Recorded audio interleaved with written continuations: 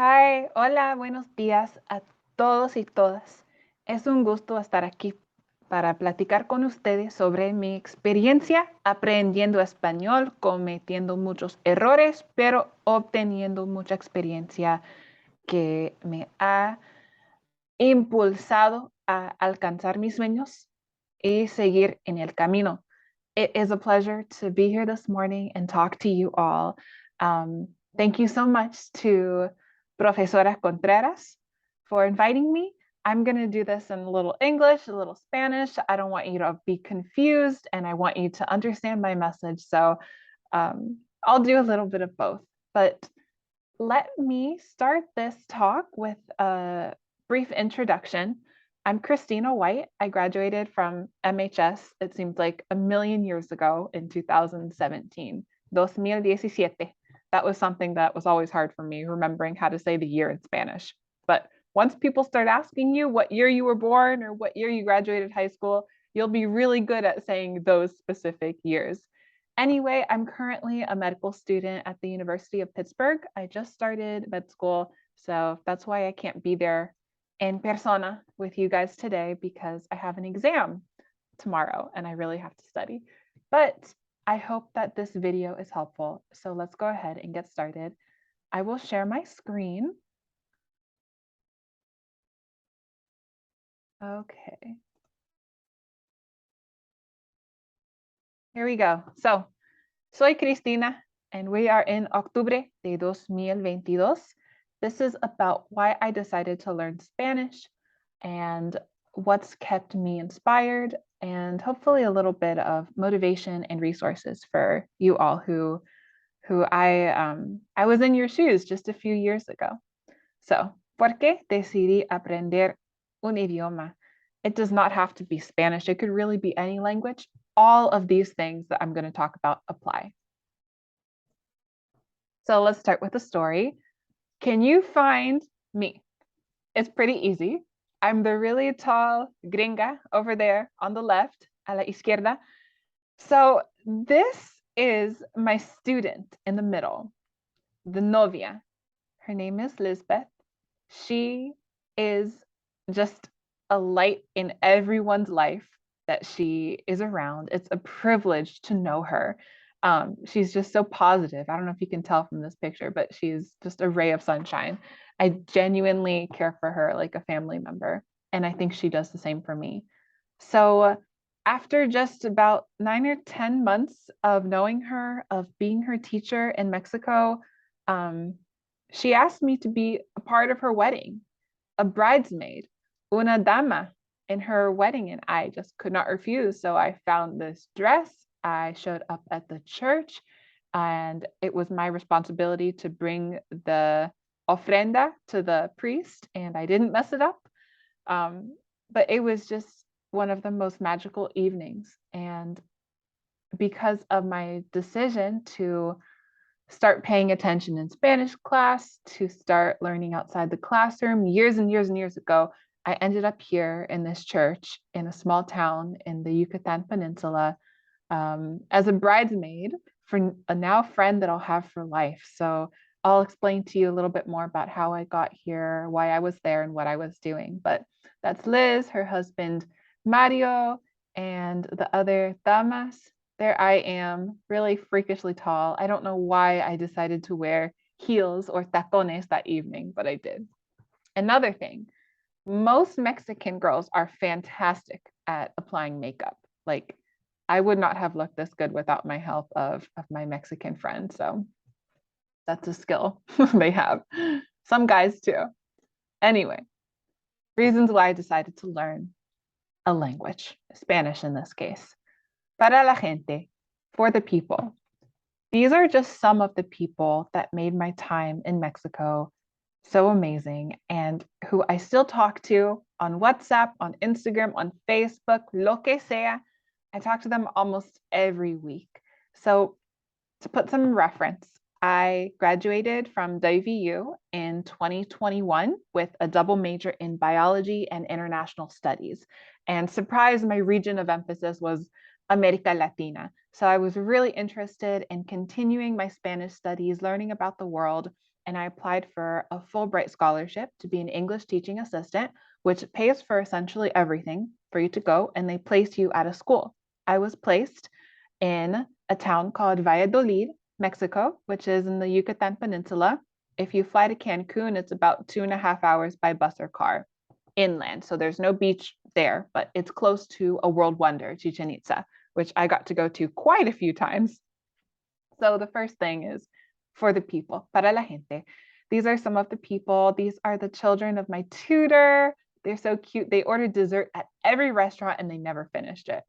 And this is Dana, one of my good friends who's kind of like a younger sister to me. She's also applying to medical school in Mexico and she's starting, and the system there is different. So that's something we would always talk about, how the educational system is different, the drawbacks and the benefits of those differences. Here's Lisbeth, who you saw in the first picture, the beautiful novia outside of the catedral. And here in the middle are some of my new buddies. One of them is British, the rest are Mexican. This is a good friend, Samir, who I still talk to every week. And this place is called a cenote, and it's one of the natural beauties of Yucatan because Yucatan is basically made of limestone. And over time, because of rain and weather, it has created these openings in the ground where you can see this underwater swimming hole, but that doesn't do it justice. It's a beautiful ecosystem and spiritual place of the indigenous Mayan people where they would have ceremonies. And there's fish in the water and you can swim in them. And there's thousands of cenotes across the peninsula. So it was one of my goals to visit as many as possible. And then here on the right, these are some of my really good mentors. So in the middle is my tutor, Rocio, and another teacher at the school. And we called him Teacher Roberto, but they would spoil me every week or every few weeks by taking me out to a nice restaurant in town. Next reason, I learned a language. Para conocer a otros con los mismos intereses. So these are people who are from the United States, but they also did a Fulbright scholarship, and they're from different states, and I never would have met them if I had not pursued this scholarship. There's Cindy. We went to Chiapas together. I also learned to overcome my fear of solo travel in Mexico, where people say, oh, it's dangerous, but actually walking downtown, I mean, on High Street in an alley at night is, to me, 10 times more dangerous than wandering around my host town in Mexico, where the little abuelas would sit outside, check on me, invite me in for some jugo de chaya or some cafe. So I felt very protected and taken care of. This is a world wonder, the first one I've ever seen, Chichen Itza, one of the major spiritual sites of the Mayan people, although there's many more. And honestly, Chichen Itza was super touristy. It was not my favorite. I like some of the smaller, lesser known ruins. Then on the right, these are some of the girls who lived in the capital of Yucatan. They lived in Merida, which is a big city. So I would go there sometimes and stay with them. And here we went to a baseball game. And this guy back behind us is very expressive. But let me tell you, the snacks at Mexican baseball games, they slap. They are better than any kind of American sporting event snacks I've ever had. Like guys walking around with fresh mango, carts with sandwiches, cold frappuccinos. You can just order them as you're sitting there watching the baseball. It was wonderful. But these people are super special to me. And now I have people in the US who I can visit. When I think of Seattle or Colorado, I'm like, oh, I know someone there. So that's another benefit of going abroad, is getting to know people with the similar interests who are doing the same things. You can network with them. And then, of course, I'm a foodie, so I learned a language para probar comidas riquísimas. These are some traditional Mexican foods, and none of them are tacos, believe it or not. So here on the right, this woman, she has a store called Balam, and it was right beside my apartment. And she made the most delicious salbutes, but I'm vegetarian, so I would always tell her, sin carne, sin queso, whatever, and she would make them for me with avocado. And this avocado is not really available in the US. It's aguacate local, so it's native to the region. These in the middle are volcanes. Oh, those on the right are called salbutes, really a fluffy tortilla. And these on the left, these were made by me and a group at a cooking class in the state of Oaxaca, which is way over on the west coast in Mexico. And the tortilla is an art form. You'll talk to people and they'll talk to you about how the action of making a tortilla, I think it's tortillear, is an art in itself. It's very specific how you make the perfect tortilla for different dishes. And then I learned a language para conocer lugares. It felt like every break my students had, yo aproveché para viajar y conocer un poquito más.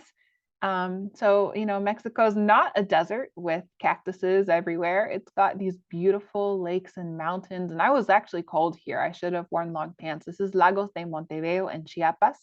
And this is a church in my host placement, the beautiful yellow building. There's actually a city where every building is yellow. It's called Izamal. Highly recommend. Over here, this is one of the beautiful streets.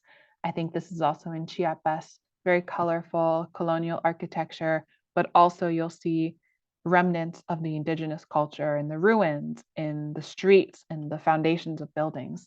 It's a wonderful hybrid that you'll see in Mexico throughout of the indigenous, the colonial, and the modern.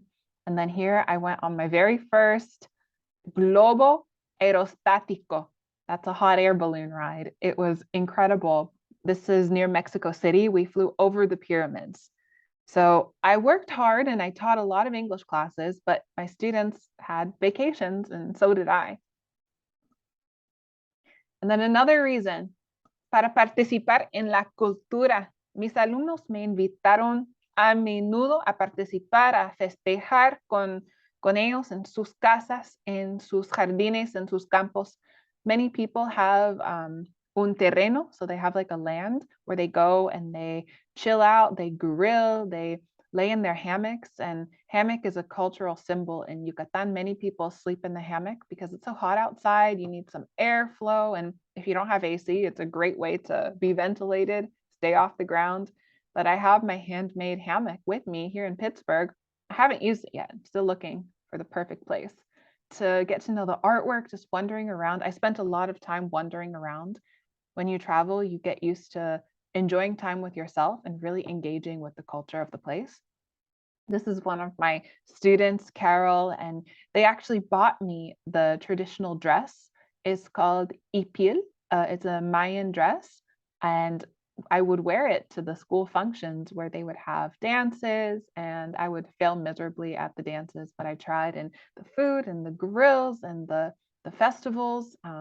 One of my favorites has always been Dia de los Muertos, but in Yucatan, it's a different day. It's called Hanal Pishan, where you honor the ancestors, but it's a Mayan day. I actually ended up learning some Mayan. I went to Mayan classes, and everyone would say, "Oh, you have an advantage because you're an English speaker." And I would say, "What do you mean? Mayan and English are totally different. English is from England and Mayan is from the Americas. It's an indigenous language." They would say, "Well, there's some similarities. For example, the word cash. Cash in English means money. Cash in Mayan means chicken, but it's purely coincidence." And then this is a little bit before I went to Mexico. This is during college at WVU. Para ayudar. When you learn another language, you can help in big ways and small ways. So this was a volunteer opportunity called Global Medical and Dental Brigades with Professor Brewster through West Virginia University. Highly recommend this opportunity because they're very socially conscious of volunteerism and white savior complex. And of course, there's problems with every international volunteer organization, but this one really focuses on sustainability, on respecting the locals, on their autonomy, and us really coming in to learn more than anything. And so I went down there and I got to shadow some Honduran. I went to Honduras in 2019 over spring break, right before the pandemic. And we got to shadow doctors. We got to learn from local Honduran masons how to build an outhouse. and we fundraised to pay those doctors salaries so they could leave the capital city and go to these villages and have mobile clinics. We got to take blood pressure and vital signs, but usually the doctors would repeat them anyway. So that was really cool, and that helped lead me down the path of medicine, which I'm currently on. So there's opportunities like this at a lot of universities. My recommendation is to make sure that it's sustainable, it's respectful, and it's not fostering too much dependency. And then, of course, para ser docente, to learn and to teach. So this is the Fulbright scholarship that I recommend you all look into. You can achieve these things, you can apply, and the worst thing that'll happen is they say no, but the best thing that'll happen is you get to go on a exchange like this and you get to pick the country. So I picked Mexico, but I have friends who went to Argentina, Spain, Japan, South Korea, wherever. So these are my students. This was my goodbye party. I had like 3 goodbye parties. They all wanted to celebrate, and I'll miss them so much. De buena onda is a Mexican slang. So if someone is buena onda, they're good vibes. They're all good vibes, good waves. I'll miss them very much, but I learned so much from them, and it was an honor to be their teacher for that year. So why did I start learning Spanish years ago? You might recognize some of these people because of fabulous teachers. I don't have any Spanish-speaking family. I have 0 Spanish blood, according to 23andMe, but I had really cool teachers that made it fun. And I also had a massive crush on Enrique Iglesias. That has changed, maybe not, but mostly because of the fantastic teachers. Profesora Leversey, Profesora Contreras, and others I was so lucky to have at MHS that really brought the culture to the classroom. I can't think of many other classes where you bring in food for fiesta or you dance. Senora Cuecha was a great teacher at MHS too, but just the vibrancy and the interactivity and also the utility of the language. Some say Spanish is the second language of the US, and that's totally true. If you've ever traveled to California, Texas, La Florida, it's everywhere on signs and stores, on labels, it's usually in Spanish as well. So here we are. I don't know what year this is, but this is the MHS Spanish Club. There's National Spanish Honor Society, and we would always host international students. We had a group of kids from Peru. We took them to the MHS football game, to Mountain State Brewing. We went to Kroger and they thought it was cool. So just that initial introduction, and then me showing interest caused the teachers to be more engaged. And when everybody is interested in it and having a good time, it makes the learning fun. And yes, you do have to get through the basic, the verb charts, but once you conjugate the AR, ER, and IR verbs 100 times, you've got it. And then you can move on to higher level difficulty things. And it's more of a foundation. So just suffer through the flashcards and learning the nitty gritty. And after that, your freedom will expand. It will multiply. So you can create these new sentences you never thought you could. You can start writing essays. You can start singing songs and talking on the go without a script. But I had to sit there and really struggle through the conjugations and then the past tense and then the future tense. But here's a meme that might make you feel better. So after 1 week of learning Spanish, it's like, oh my God, this is so hard.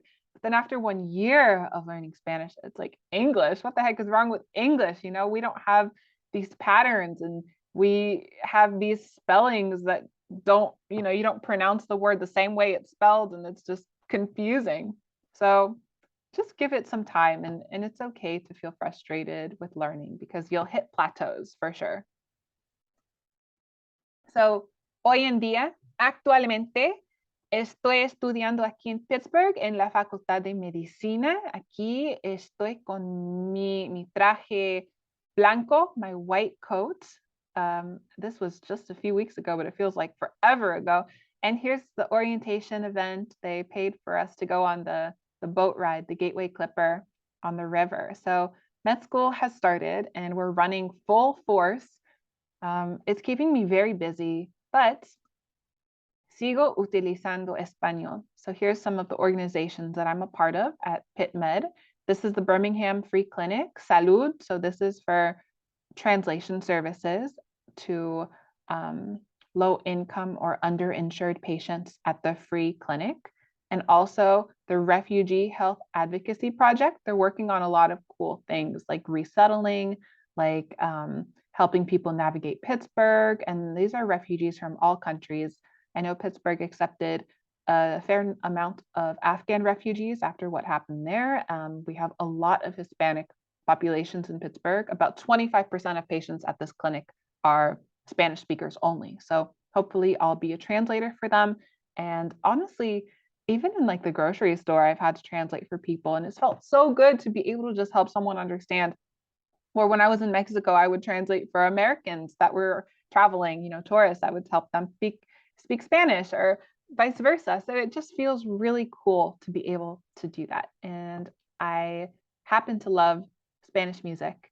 So I listen to it quite often. I listen to the news in Spanish. So let me show you some recommendations to keep up with Spanish. So school is great, but sometimes it's not, applicable to daily life.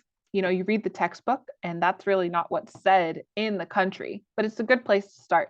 So to learn how people actually talk and to hear different accents, I recommend that you watch shows in Espanol with English subtitles, and eventually all in Spanish. So with the Spanish language and Spanish subtitle, and maybe one day just Spanish and no subtitle. Here's some great Latino Netflix shows. One of my favorites is La Casa de las Flores. It's a Mexican show. It's probably a better idea to watch shows that were originally produced in Spanish. That way there's no weird voiceovers. Podcasts while you're folding laundry, walking, on the bus. There's a funny podcast called No Hay Tos.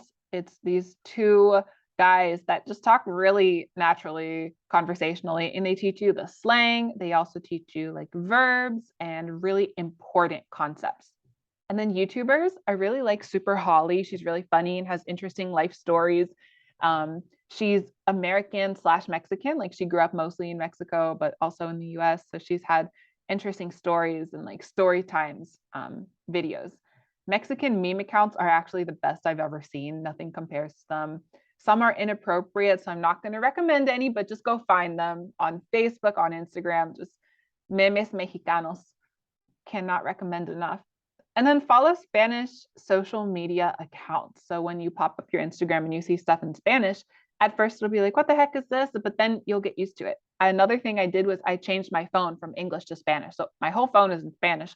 So if someone tries to steal my phone, they might find it more difficult. But it just got me used to a lot of words.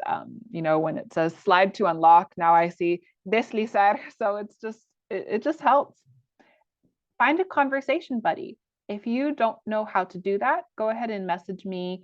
I'll give you my contact and I'll set you up with one of my students from Mexico. My students are between 17 and 20 years old, and their English level is, I would say, some of them are beginner. Most of them are beginner. Some are intermediate and some are advanced, but I can definitely connect you to somebody that you can just message on Instagram every now and then. You can, if you want to, you could send snail mail, or you could just have phone calls, and it doesn't have to be every day, just a very chill kind of non-formal thing. And then it's never too early to start researching these scholarships. So just have like a Google Doc or a note in your phone that talks about maybe the Gilman Scholarship. So when you're in college, you can meet the deadline, and the Gilman's a good one for a short-term study abroad or a semester. And then Fulbright will be after college or beyond. So there's a ton of scholarships, and I put links in here. So hopefully you can, Profesora Contreras will share this presentation with you, and you can click on these. Here is my contact information. Here's my email. Feel free to email me. My Instagram, Christina Can Cook. I cook a lot, so you'll see lots of food there, but you can also message me on there. And I don't know if this is the same place, because I know a lot of places have this architecture, but one of my goals, I remember in high school, I sat with this book, this Avancemos textbook. I don't know if you still use them. And I saw this place, this statue with this angel, and I thought, I want to go there. So here I am last year in Mexico City, and I think I got there. I think that's the same place. Could be wrong. This might be in Argentina, but close enough. Doesn't matter. So thank you so much for listening to me. Gracias por escucharme. Espero que les haya ayudado, motivado, inspirado un poquito el día de hoy. And yeah, so just learn a language. And I know it's a big statement, but just take a baby step. Start with a Netflix show, podcast. Look into these scholarships if this seems like a opportunity or a lifestyle that you want to live. And please let me know if you ever have any questions. Best of luck and good luck in high school. I'm excited for all of you. So yeah, have a great day. Que les vaya muy bien. Gracias a profesora Contreras por organizar todo esto. Bye. Hasta luego.